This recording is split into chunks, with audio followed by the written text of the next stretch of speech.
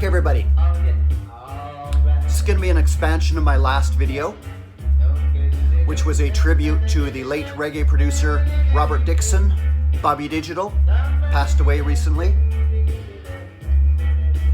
Working out on the rhythm track called the Slang Ting, which more than any other caused the digital revolution in reggae in 1985, the year of this song.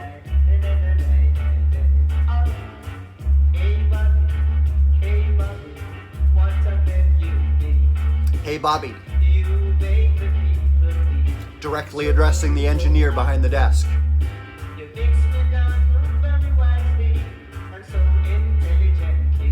mix me down very wisely and so intelligently.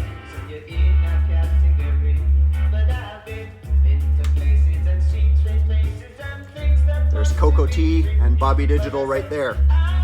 King Jammy Studio. Melodically working in a bit of Charlene's 1980s pop hit, I've Never Been to Me, in there as well.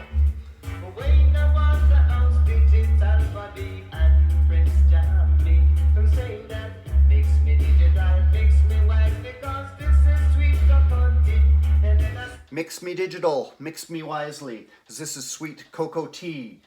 This was one of the many tracks released that year on the rhythm track called the Slang Ting. Reportedly, by September of 1985 alone, over 200 versions issued on 7-inch 45s. The story of technology in Jamaican music goes back much further, of course. In the early 1970s, Wailers bass player Aston Family Man Barrett had experimented with drum machines in some of his recordings and productions. Sly Dunbar, the drummer of the great duo Sly and Robbie, was very keen on exploring new avenues of technology as they toured internationally and saw the new technology that was available. Owned a number of drum machines. He brought a Pollard drum machine into Channel 1 studio, the first one to be installed there.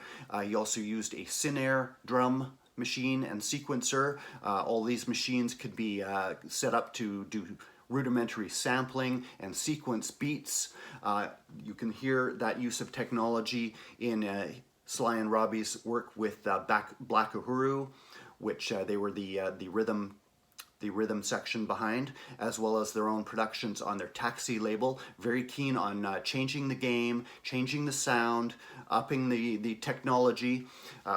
Much of reggae is a story of one-upmanship between different factors, trying to increase the sound, use whatever means are available to come up with something new, something different, something that will catch on with the public.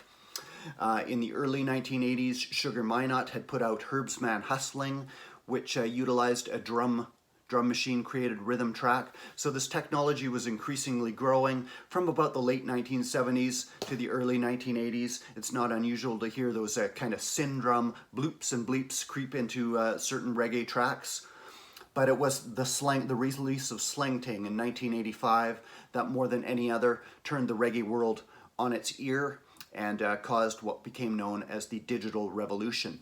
It was created by a young singer named Wayne Smith, then about 20 years old. He had already recorded one album with producer Prince Jammy, and Prince Jammy, by the way, had started out as an apprentice to the great King Tubby, mixing various dub albums in the 1970s before branching out into vocal production as well, with actually the first album by Black Uhuru and many other artists.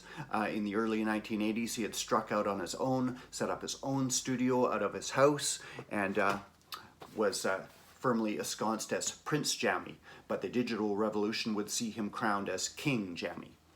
Wayne Smith, and here he is right here, the story of the Slang Ting, very young Wayne Smith. He had a friend named Noel Davey, who was also an aspiring singer. Noel Davey had access to a Casio keyboard, very rudimentary at this time, 1985.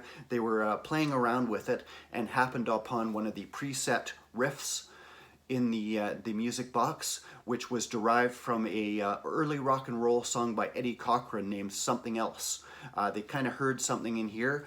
Wayne Smith came up with some lyrics about Under Me Slang Ting, somewhat inspired by Barrington Levy's ganja tune Under Me Sensi. Slang Ting is a skinny marijuana cigarette. explaining his preference for that style. The two of them got excited and decided to take it to Prince Jammy then. Prince Jammy had been away on business in England. Upon his return, they were going to show him the rhythm track they'd come up with. They actually lost it, could not find it again. Noel spent days trying to find that preset guitar riff, or whatever, the preset loop from the Eddie Cochran rock and roll tune. They finally found it again, brought it back to Prince Jammy. He was intrigued enough to get them to quickly commit something to tape, but he asked some of his assembled crew, the Jammy's crew right here, circa the 1980s. Prince Jammy right there on the far side. Jammy's crew in full effect at this time. Jammy had an upcoming clash scheduled with the powerful Black Scorpio sound system. They were to meet on Waltham Park Road the night of February 23rd, 1985. He was gathering dub plate ammunition to use in this clash. He had spent some time, his sound system, King Jammy's Superpower, had been out of action for a while it was refurbished. This would be its big night back. It was a big clash. He was gathering ammunition. So he was intrigued by this sound and got them to record a quick version.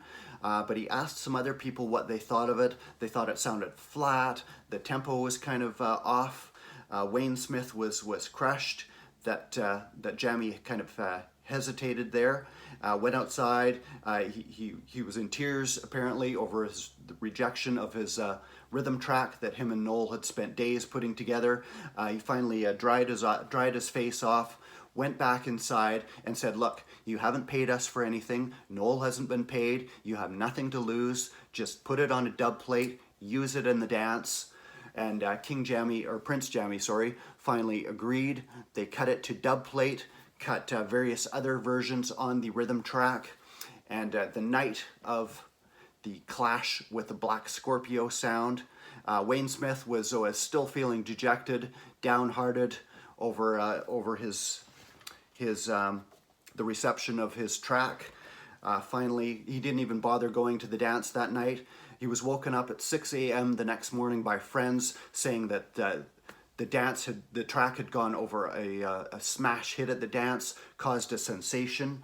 Jammy had dropped Under Me Slang Ting, the all digitally created cut in the dance. Black Scorpio, which had its own powerful supply of musical ammunition in the form of dub plates, exclusive records that the producers would unleash against each other to decide who would win the clash. A sound clash would be between two different sounds that would, and by sound system I mean the mobile discos with their masked speakers. They would battle it out for musical supremacy, kind of like a boxing match, but with records instead of fists, usually.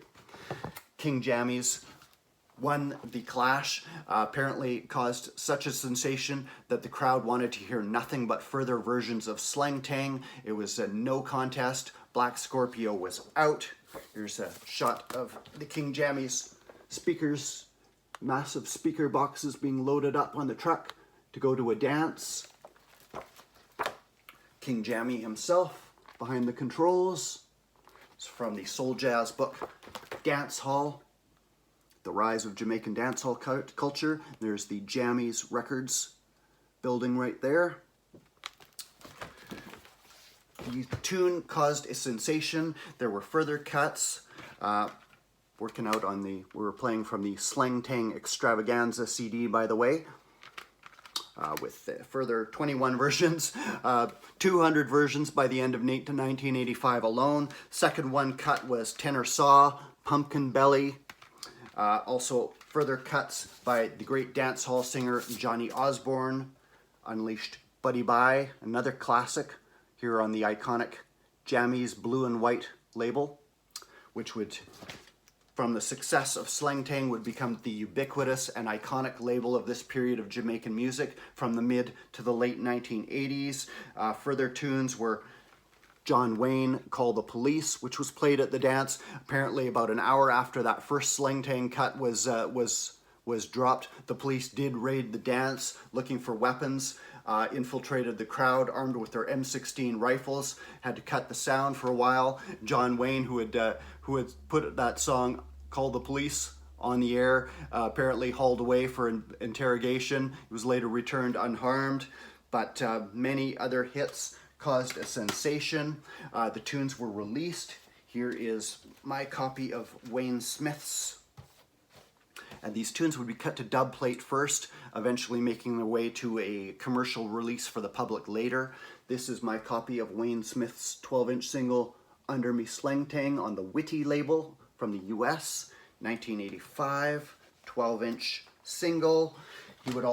Jammy would also issue a further LP with Wayne Smith, the Slang Ting LP, firmly in 80s style here, and accentuating the computerized nature of the rhythm track, Computer Mix, though some tracks are in a more traditional style. And given Jammy's background in dub, he also put out computerized dub, a version of the Wayne Smith album. Produced and arranged by Prince Jammy. Shortly after the Slang Ting rhythm hit Jamaica, took it by storm. Other producers had no choice but to respond. Jammy's one-time mentor, King Tubby, who had been out of musical action for a while he upgraded his studio. He responded with his own digital version of that Slang Ting rhythm track. Here included on the Firehouse Revolution compilation from Pressure Sounds. That tune was a response to Wayne Smith, Under Me Fat Thing. Slang Ting versus Fat Thing, kind of taking on his former apprentice who had dared to kind of steal his thunder. This would set up kind of a rivalry between the master and his former apprentice in the latter half of the 1980s. Other producers scrambled to put out their own versions of Slang Ting. This one on a slightly tatty sleeve called Computer appeared from producer Harry J, credited to the Computer All-Stars, and this appeared in 1985 on his Sunset label. All one rhythm, the Slang Ting rhythm as re-recorded by Harry J's crew. Artists like Frankie Dancehall Paul, Charlie Chaplin, the DJ, singer Frankie Jones, Little John, and many others, all working out on a slightly different cut of the Slang Ting rhythm. Even roots group Culture, by now the roots and culture bands or singers or artists of the 1970s were kind of the old guard. Even Culture had to respond and move with the times, put out Capture Rasta on the Slang Ting rhythm track as produced by Enos MacLeod. The Slang Ting even made it to the UK dancehall scene, appearing on Fashion Records as Who's Gonna Make the Dance Ram by Andrew Paul, plus countless other versions of the Slang Ting. Jammy's position as the king of the new digital rhythms meant he had to jettison the traditionally created rhythm tracks he already had stored up, as all the public wanted to hear was digitally created rhythms. So this caused kind of a loss of work for traditional musicians, the traditional session musicians, but capitalizing on this new fashion, a keyboard or a bass player and a drummer duo named Steely and Clevie, Wyclef Steely Johnson and Cleveland Clevie Brown, heard this rhythm track. They had, like Sly and Robbie, been experimenting with some of the new technology with electronic keyboards and drum machines, and were keen to explore this technology. They soon landed at King Jammy's and became his preferred rhythm creator, his preferred musicians, part of his key crew, Steely and Clevie, Soundboy Clash. And it should be noted, the Slang Ting, just one ammunition in the ongoing sound clash wars between different sound systems, which took over Jamaican music to a huge extent, would lead to a very different musical aesthetic as the 80s wore on. The DJs, who had become much more prominent in the early 1980s with the early dance hall rhythms laid down by bands, full bands like the Roots Radics, they exploded in popularity as their fast lyrics, a more aggressive delivery suited to the more electronic nature of the music being created now in the latter half of the 1980s. The DJs almost basically wiped out the singers. A few veterans managed to hang on. A few new artists like Cocoa Tea managed to break through and keep going. Cocoa Tea would move on to much greater things from that Hey Bobby track in the intro. But the DJs would come in. There was an influence from US hip hop as well, with a much more aggressive, in-your-face attitude in the music. Slackness would unfortunately become much more prevalent. Slackness is sexually explicit or lewd lyrics, which had always been a factor in Jamaican music from the early days. Usually used with a sense of humor. Would become much more graphic in the latter half of the 1980s, also as violence continued to flare up on the island due to the influx of cocaine and crack. As crime and violence would continue to proliferate, these themes would make their way into the lyrics in a much greater way, with lyrics promoting guns and violence. So what was called slackness for a time there in the late 1980s and early 1990s threatened to take over the music as a somewhat of a direct result of various factors. But in the 1990s, there would be a reaction against that. I'll pick up that story in a later video. For now, though, I'm going to leave you with Wayne Smith, his original cut of Slang Ting, as re-recorded with Tony Asher on keyboards, the tune that caused a musical revolution on the island.